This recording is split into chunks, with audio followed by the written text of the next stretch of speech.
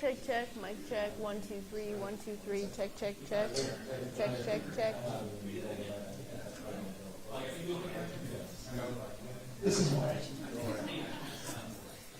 Check 1, 2. Testing 1, 2, 3, 4, 5, 6, 7, 8, 9, 10. Check 1, 2.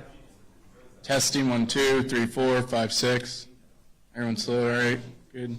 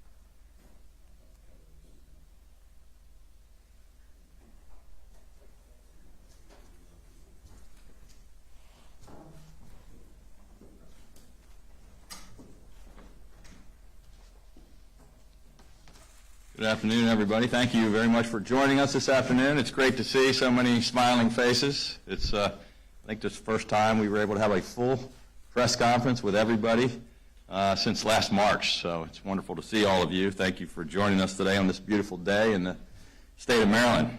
With me today are two folks that are no strangers to you. You've seen them a lot over the past few months, but two of our great team leaders, our Health Secretary, Dennis Schrader, and Dr. Jinlene Chan, who's done such a great job as our Deputy Secretary of Public Health. It has been 1 year, 3 months, and 10 days since we confirmed the first cases of COVID-19 and declared a state of emergency in the state of Maryland. Every single day since that day, last March, together we have faced immense and unprecedented challenges. And throughout this long, hard-fought battle against the worst global pandemic in more than a century, not a single day has gone by that I haven't been inspired by the will, the strength, and the resilience of the people of Maryland. We've been through so much over the past 15 months, but just look at how far we've come together to reach this hopeful point. We opened closed hospitals, built field hospitals, and expanded our hospital surge capacity by 6,000 beds. We procured tens of millions of units of PPE and deployed thousands of contact tracers across the state.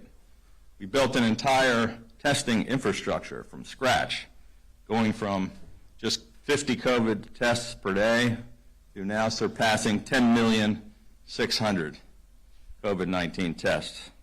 We built a massive vaccine infrastructure from scratch, deploying a team of more than 11,400 people and opening over 3,000 points of distribution to provide every single eligible Marylander with access to vaccines. The state of Maryland has now administered more than 6.5 million COVID-19 vaccines, not only meeting but exceeding our goal of reaching 70% of all adults vaccinated by Memorial Day. More than 72% of all Marylanders 18 years and older, and nearly 90% of all Marylanders over the age of 65 have been vaccinated. That's a faster rate than the nation and faster than most other states in the country. And as the number of vaccinated Marylanders continues to grow, the number of infections continues to fall. Every day now, we are seeing amazing declines in all of our health metrics across the board and across the state. In January, our positivity rate was just under 6%, and today it's under 1% at 0.82, the lowest since the pandemic began and lower than 43 other states. In January, our case rate per 100,000 was 53.39, and today it's down to 1.57, the lowest since the very first days of the pandemic and the second lowest in America. In January, COVID hospitalizations in the state reached nearly 2,000, and today hospitalizations are again below 200, the lowest level since March of 2020. With all of this amazing progress, and thanks in large part to the hard work, the sacrifices, and the vigilance of the people of Maryland, we have finally reached the light at the end of that long tunnel. Today, I am announcing the end of the COVID-19 state of emergency in Maryland. On Thursday, July 1st, any and all emergency restrictions and mandates of any kind will end. Masks or face coverings will not be required in any settings anywhere, including schools, camps, and child care facilities. Businesses and other workplaces are obviously still able to set their own policies and will support their ability to do so, but there will not be any legal mandate from the state for wearing masks at any location anywhere in the state. July 1st will also begin a 45-day grace period through August 15th, where certain regulations will continue to be relaxed to help people complete the transition out of the pandemic. This includes an additional 45 days to renew your expired driver's license. And if you have not yet made an appointment to do that, you should take care of that as soon as possible. We're also granting an additional extension of the moratorium on evictions related to COVID-19 through August 15th. And health officials will have that 45-day period to transition from emergency operations. While the end of the state of emergency is an important step in our recovery from COVID-19, it does not mean that this virus and the variants no longer pose any threat. If you have been vaccinated, you are safe, but those who have not gotten vaccinated will continue to be at risk. At this point, there's simply no excuse for not getting vaccinated. The vaccines are safe, they're effective, and they're readily available everywhere. Our GoVax summer tour will be continuing.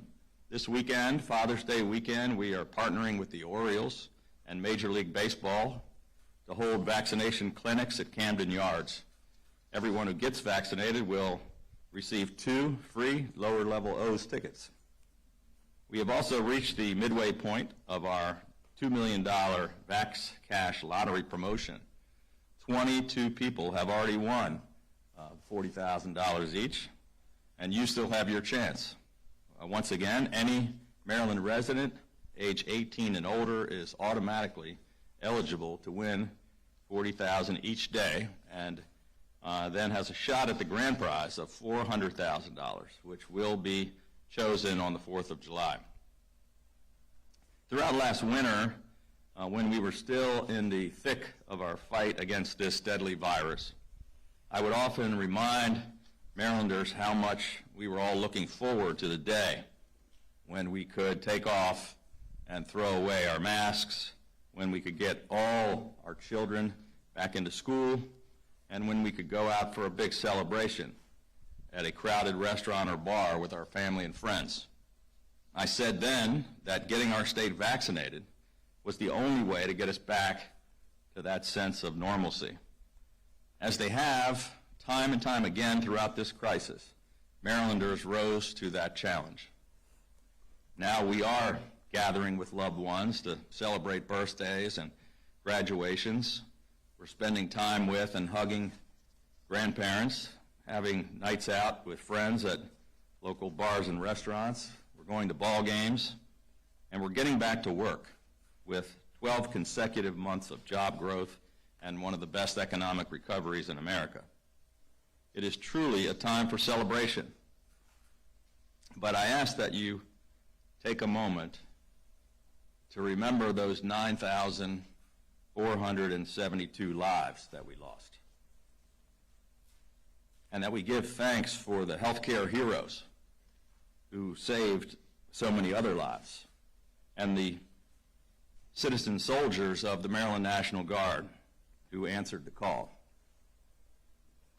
And remember more than anything that each and every one of you, your actions, has made this day possible. I'm so proud of our state, and I'm grateful to have had this honor to serve as your governor. I thank you all for being Maryland strong. With that, we'd be happy to take a few questions.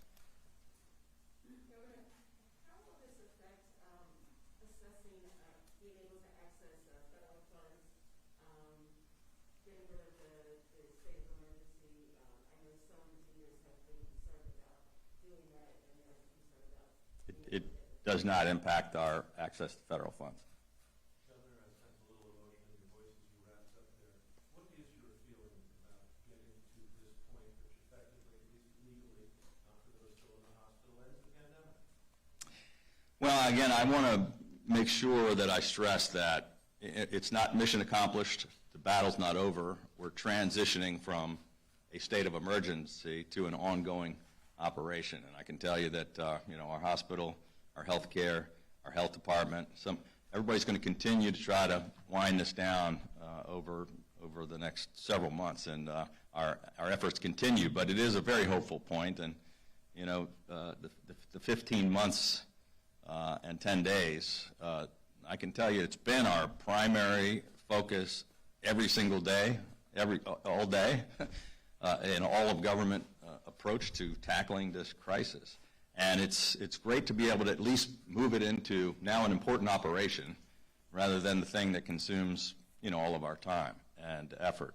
But just take my hat off to all the people on our team in the governor's office, at the Department of Health, National Guard, MEMA, every single one of our folks all across state government, our local partners, private sector, and all the people that stepped up. It is an incredible day, and there were days when I wasn't sure we'd ever get here. So it's why you sensed a little emotion. Happy to be at this point. Governor Hogan, can you talk about how Maryland's COVID metrics compare to other states around the country? Yeah, we're very good in almost every statistic. I said we have the second lowest.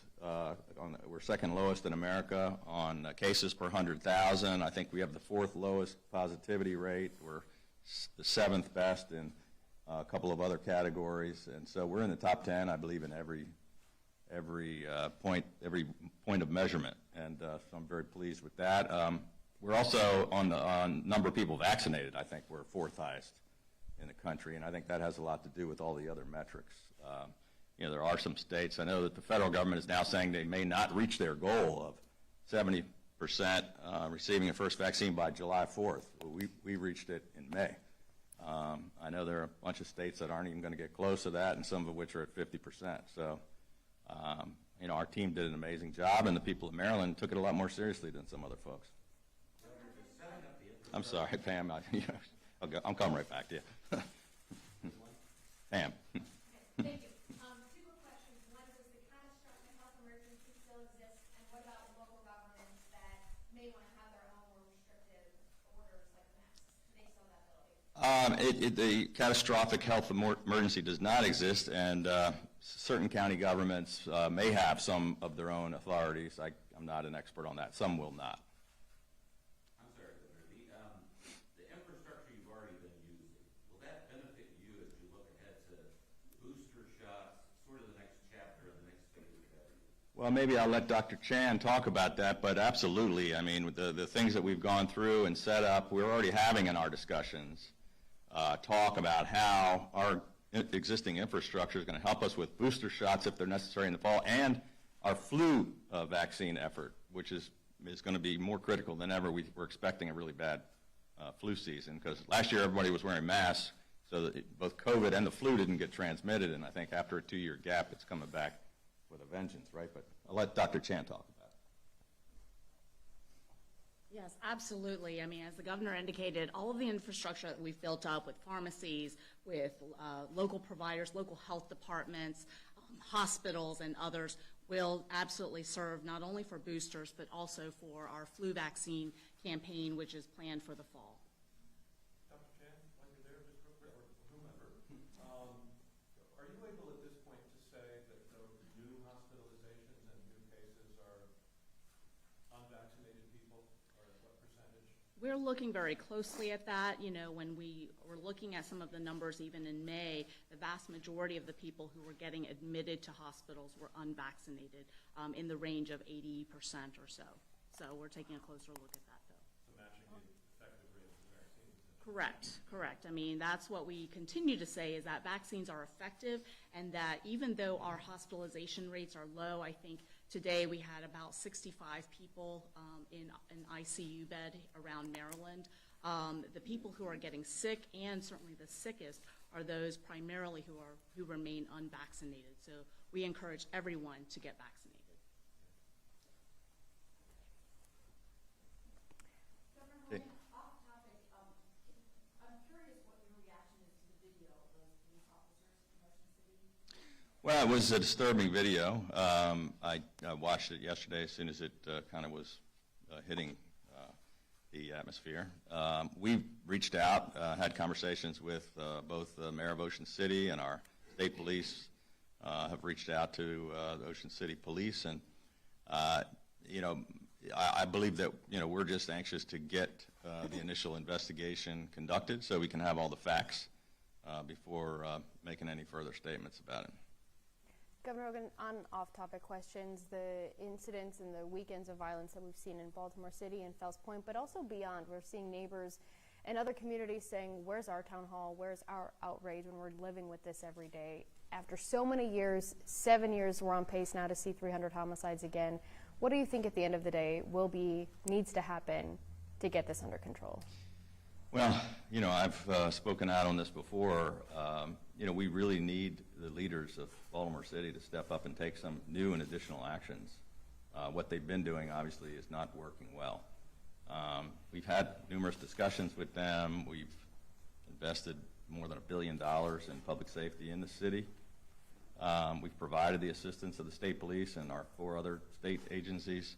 It really comes down to, you know, the folks in Baltimore City are going to have to do something about the crime, particularly the violent crime in the city, and we have to start enforcing the law. We're going to have to arrest people that violate the law, and we're going to have to prosecute them and take violent shooters off the streets. So far, that's not something that the city has been willing to do. Do you think it'd be worth having another conversation with these leaders at this point? I mean, we talk to them every single day. State police is in communication with them. They know very well what we think they need to do. They, I think, have a different plan. And I'm sorry, but another off-topic question. With Juneteenth coming up and with how quickly you're going to remove the statue here on the State House grounds, can you weigh in on the Talbot Boy statue? I know it probably is an issue of local control, but have you been talking about that? Is there any action you can or are thinking about taking from the officials? Well, we're certainly not going to take any action to usurp the authority of local governments. They are the ones that have that decision-making ability, and I don't have any additional information about where they are in that process. Any thoughts on it? What's that? Any thoughts on it standing there? I think that's something that, you know, they ought to get all the input and make the decision. Rather than simply tearing it down like happened to Baltimore City, I think it should go through the proper channels. Anybody else? I have one more. I'm sorry. One more? Okay, well, no. Nobody's jumping in. You get an extra. Just going back to this, I know that we've talked about the city state's attorney and their prosecution policies. Do you think that that's really what it comes down to? Is there seems to be some sort of disconnect between what the police believe that they can do versus what she's going to prosecute? And at the end of the day, is she the one responsible? I don't want to point fingers of exactly who's responsible. There's a lot of factors that go into why we have a crime situation. But it's certainly one of the factors when the police aren't making arrests because the prosecutor said they won't prosecute the crimes. They're kind of at a loss for what to do. Well, go ahead, Phil. One more question on the masks in regards to school systems that may decide to say, we want to have masks for our kids. We're going to make that a requirement separate of what you were saying. What would your advice to the school systems be, and for parents out there who may think it's a good idea to wear a mask to school, may think it's not a good idea to wear a mask to school? Well, with respect to the parents, they can make whatever decision they want with their kids, and we would not discourage anybody. If they felt their kids were safer, they can ask their kids to wear a mask. There's no mandate from the state government, from the State Board of Education, or from the State Health Department. Some local school systems may have the authority to do that. I don't know. I don't think all of them do. And I would hope that they would follow the science and follow the direction of the state, all the state agencies who have really looked at this pretty carefully. Some hospital systems have decided to make it a requirement for their employees to get vaccinated. Are you considering that for state workers or no at this point? No, I think it was, we supported the hospital's ability to make that own decision for themselves. It's obviously really important for healthcare workers in a hospital setting who are coming in contact with so many cases and patients that they should be to protect themselves, and that's why our very first vaccines in December of last year went to the hospitals. So, but we're not going to have any mandates on vaccines. That's it, guys. Thanks. All right. Thanks. Thank you. Thanks.